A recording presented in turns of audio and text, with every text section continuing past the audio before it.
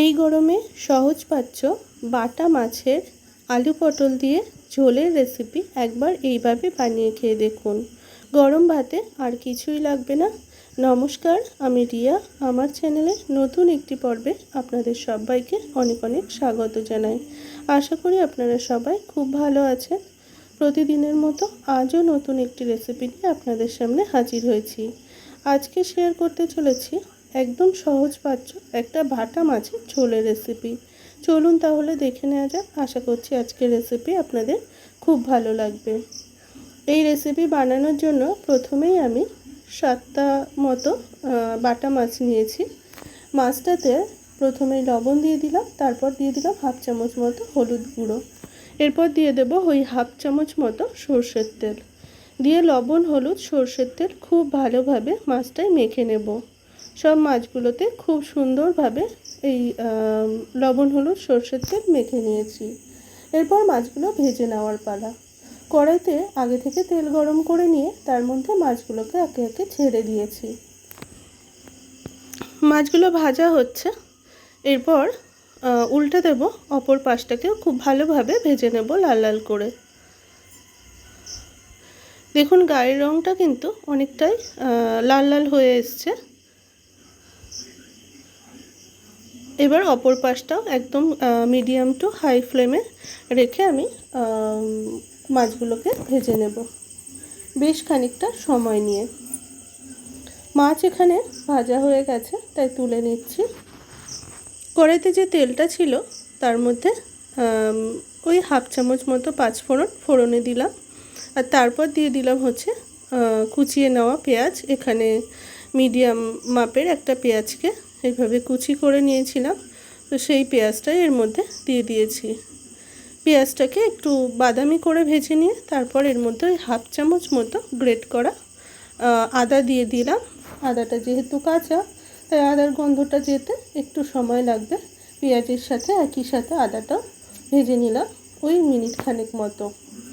নিয়ে তারপর 3টে চেরা কাঁচা লঙ্কা এবং একটা মিডিয়াম মাপের টমেটো একটু লম্বা করে কেটে রেখেছিলাম, সেটাই কিন্তু এই পেঁয়াজ আর আদার সাথে খুব ভালোভাবে ভেজে নিচ্ছি।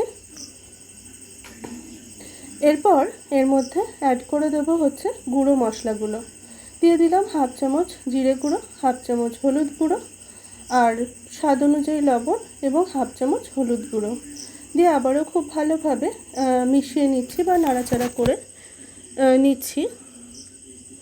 যেহেতু গুঁড়ো মশলা দিয়েছি তাই এখানে একটু জল দিয়ে দিলাম, এতে করে মশলাটাও খুব ভালোভাবে কষানো হবে আর কড়ার নিচে একটুও ধরেও যাবে না।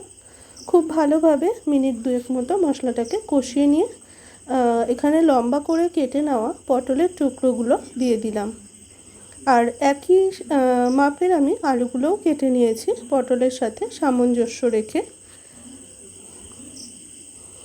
তারপর মিনিট 2 মতো কষিয়ে নিয়েছি আলু আর পটল নিয়ে, তারপর পরিমাণ মতো জল এর মধ্যে অ্যাড করে দিলাম। এরপর ঢাকা দিয়ে দেব 3 থেকে 4 মিনিটের জন্য।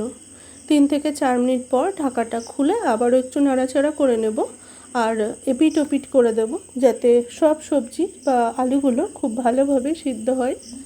সেই জন্য নাড়াচাড়া করে নিয়ে আবারও ঢাকা দিয়ে দেব 2 থেকে 3 মিনিটের জন্য। হাই হিটে আবারও 2-3 মিনিট ফুটিয়ে নিয়েছি।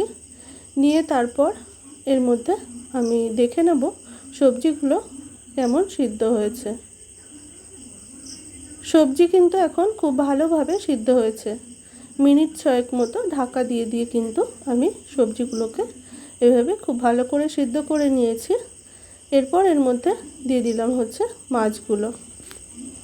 মাছগুলো দিয়েও আবারও আমি 2 মিনিট থেকে 3 মিনিট মতো খুব ভালোভাবে ফুটিয়ে নেব। 2-3 মিনিট ফুটিয়ে নেওয়ার পর নামিয়ে নিয়েছি।